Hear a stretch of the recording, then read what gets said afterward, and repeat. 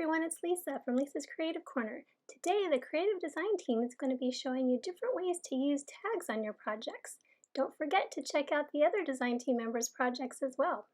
I'm going to go ahead and post links to their videos down below, along with links to all the products that I used in my video. I'm going to show you how to make these fun tags in a box to hold them using the June stamp of the month called Garden Tags and the new Tags and Tabs Thin Cuts dies. We're going to start off by stamping one of the tags on some kraft cardstock, and I'm using intense black ink to help so it won't bleed when I color in some of the images. So now I'm going to go ahead and stamp the same image on some white daisy cardstock. And I didn't ink up the whole stamp this time because I'm not going to be using the whole stamp. I'm just going to be cutting out those flowers. So you'll notice a little bit of the top part of the tags didn't stamp, and that's okay. I'm going to go ahead and do the same thing with the dragonfly stamp, using it on some kraft cardstock, and then again on some white daisy cardstock. Next, I'm going to use the new Tags and Tabs Thin Cuts dies to cut out my tags that I stamped on my kraft cardstock. And you can either stamp first and then die cut, or you can die cut first and then stamp. I prefer to stamp first and use a little piece of washi tape to hold the die in place. It just makes it a little bit easier for me. So now I'm going to set those tags aside and go ahead and color in all the images that I stamped on the white daisy cardstock. And I'm using 3 different tri-blend markers that Close to My Heart carries, and I love these markers because each one has 3 different shades in one marker of the same color, so it makes it nice and easy to blend them if you wanted to use one color. But I'm going to use 3 colors, and I'm going to use the bright pink, the purple, and the blue turquoise. And I'm using the light shades of each of these colors, and then with the blue turquoise, I'm using the dark color on the very ends there.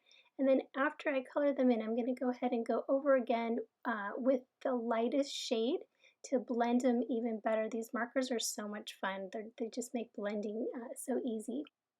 Using the intense black ink to stamp your image really helps so that the stamped image doesn't bleed. So now I'm going to go ahead and color in the dragonfly's body with the light shade of the earth brown marker. And now I'm going to go ahead and go over the wings of the dragonfly with a clear shimmer brush. And it's hard to tell in the video right here, but it really adds a lot of sparkle and shimmer to the wings. And it also helps to blend the colors even a little bit better. You can see the shimmer a little bit better here in this video.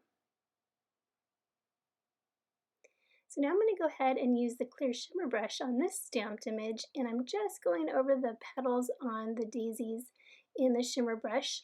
And then I'm going to use a brown watercolor pencil to go ahead and do a little bit of shading in the center of the flowers. And I'm going to use the white or the clear shimmer brush again to blend that and add a little bit of sparkle. It's hard to see in the video, but it's really sparkly and shimmery. So now I'm going to go ahead and use my micro tip scissors to cut out these images. And you might have noticed I wasn't being super careful about staying in the lines when I colored, and that's okay because I knew I was going to cut them out.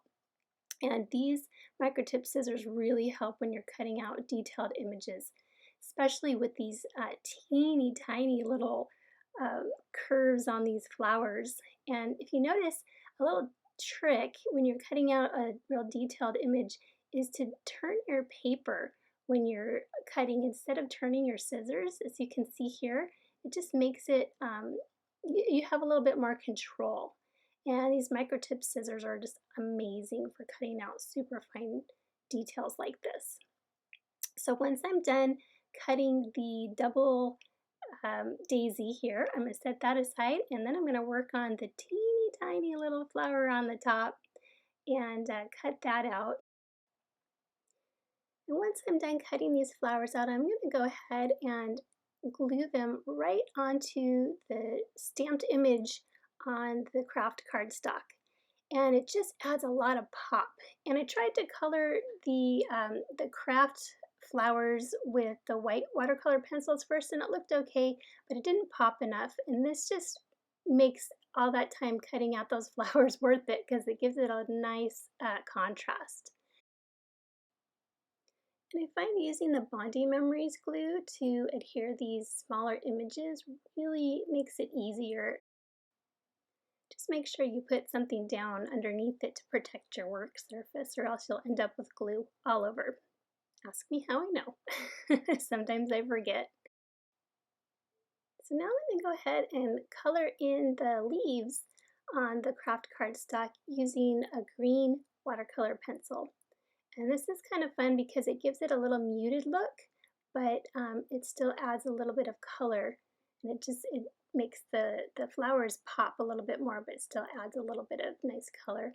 And to blend it, I'm going to go ahead and use the clear shimmer brush as well. You can use a watercolor or just a water brush to do that, but I wanted to add a little bit more shimmer to the tag.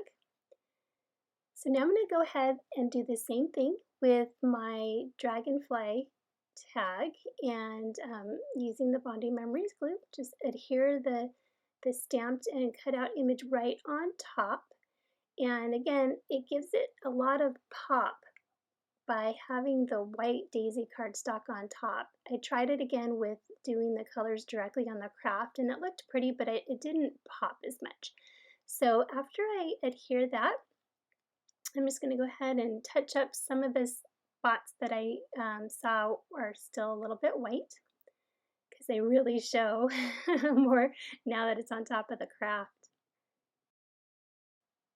So you can see in this light, the shimmer really shows on those beautiful dragon wings. I just love adding shimmer to everything. So now I'm going to use some white and bronze twine and add a little bit of a um, top to the tags so that you can tie it on whatever you want. You can tie it onto a gift bag, you can tie it onto a present, you can even use them on cards or scrapbook pages. So now we're going to go ahead and work on the box. And I used my Cricut machine to die cut these flowers and the leaves and the box. And I'll go ahead and put a link to the design space file below so you can have access to it. So to give the flower a little more dimension, I'm just sponging a little bit of toffee ink on the edges of each layer of the flower. And once I'm done with it, I'm going to set those aside for a second and work on the center of the flower, which is just a circle cut from another piece of craft cardstock. And I'm going ahead and I'm going to use that same marker that I used to color in the dragonfly body to add just a little bit of shading to the center, and then I'm going to use the blending pen to blend that a little bit. And I'm going to go ahead and blend it even more with my shimmer brush that I just can't get enough of. And I'm using that shimmer brush to go over every single layer of the flower. This flower is going to be super sparkly when I'm done with it. So after I've done every layer of the flower, I'm going to set those aside to dry a little bit. Now we'll go ahead and work on the leaves. And one of my favorite things to do with leaves is to fold them in half down the center and then crumple them in a little bit with your fingernails to create like a vein pattern on them. It makes them look a little bit more realistic and just gives it some dimension. And then I'm sponging a little bit of sweet leaf ink onto the edges. So now I'm going to take each layer of my flower and I'm going to curl up the edges a little bit with my fingers. And I noticed that when I was doing this that I got a lot of the sparkle from the shimmer brush onto my fingers. And so if you want to try to make this project at home, you may want to do the curling of the edges first and then use your shimmer brush afterwards. So after you go through each petal layer and you curl up the edges a little bit, you're going to want to go ahead and attach them. And I prefer to use liquid glass to do that. And I always have a pin on taped to the side of my liquid glass bottle just in case I need to unclog it. So I'm going ahead and putting just a little drop of liquid glass in between each layer. And I'm going to stack them on top of each other, and I'm kind of turning them a little bit so that they don't stack directly on top of each other. And I'm going to do the little center pieces there, And one thing I love about the liquid glass is that it does dry quickly, but it gives you a second or two to turn it and adjust it. And if you need to, make any adjustments, you have a second to do that. But it does dry rather quickly, so I really like the liquid glass. So after I've finished doing each of these layers, I kind of squish it up a little bit to give it a little more dimension, to just bend up the edges even a little bit more. And I'm going to go ahead and I'm going to adhere the center, and then I'm going to go ahead and put both layers on top and squish it up a little bit to just finish off the flower. I just love these daisies. I happen to have some extra daisies on my desk just because I was working on another project, and I just use this daisy all the time. It's actually from the Flower Market Cricut cartridge. I'm going to set that flower aside and work on the box now. And one of the things I love using on craft cardstock is Versamark ink. So I'm using one of the flowers from the May Stamp of the Month, the Garden Tag set, and I'm stamping it, just random stamping it on this box using Versamark ink. And you can tell it just gives it like a tone-on-tone color, and it's just beautiful because the craft cardstock doesn't have a coating on it like the other cardstock. So the Versamark just, it doesn't wipe off, it just soaks in, and it just gives it a beautiful tone-on-tone look. So I'm going ahead and just random stamping this flower, and then once it dries, I'm going to go ahead and use my shimmer brush and color in every single petal, and it takes a little while, but it's worth it in the end because it gives it a nice subtle shimmer to it, and the craft cardstock actually holds it pretty well. So you can see it just adds just a little bit of a shimmer to it, and it's just subtle and pretty. So now I'm going to go ahead and put the box together, and I'm folding it on the score lines. And you can use either liquid glass or Bonding Memories glue to adhere the box together. I prefer the Bonding Memories glue. It just gives me a little bit of extra time to have it dry, but the liquid glass works just as well. So I'm going to go ahead and put these edges together, and I like to have something to push in there to kind of hold it in place, so I just use the bottle of the Bonding Memories glue to press down on those edges. And so you just fold the little tabs at the top and slide the two tabs on the side on top, and there's your box, and it's a super cute little box. So now I'm going to go ahead and place my flower where I think I want it to go. I didn't glue it down yet. Now I'm going to create the little tag, and I used another one of the tags on the May Stamp of the Month Garden Tags, and I cut out that little saying to make it into a tag. So after I lay everything down and kind of figure out where I want it, I realized that the tag is kind of stark white since I sponged some of the toffee ink on the flower. I think I'm going to go ahead and do the same to the edges of the tag. So I'm just using a finger dauber, a little sponge dauber, and sponging some ink just a little tiny bit onto the edges.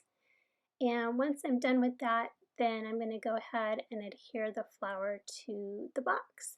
And for that, I usually like to use liquid glass because it's a little bit stronger and it will hold it in place, and you don't need a whole lot of it. So I'm going to go ahead and do the flower first, and then just add a little bit of liquid glass to the ends of the leaves. And then I'm going to tuck the tag right in under there, under those leaves, to finish it off. So now I'm going to go ahead and open up my box and put my tags inside, and just fold over the little twine on the top, and they fit nicely in there. And sometimes I like to add a little bow on the top to hold that top closed. So I found some old burlap ribbon from close to my heart, and so I thought I'd use a little piece of that. I figured the burlap goes really well with the craft cardstock. So I'm just finishing off with this little bow, and then I'm all done. And that's it, my project's done. I hope you enjoyed watching. Don't forget to check out the other design team members' projects as well. Thanks for watching. See you next time. Bye-bye.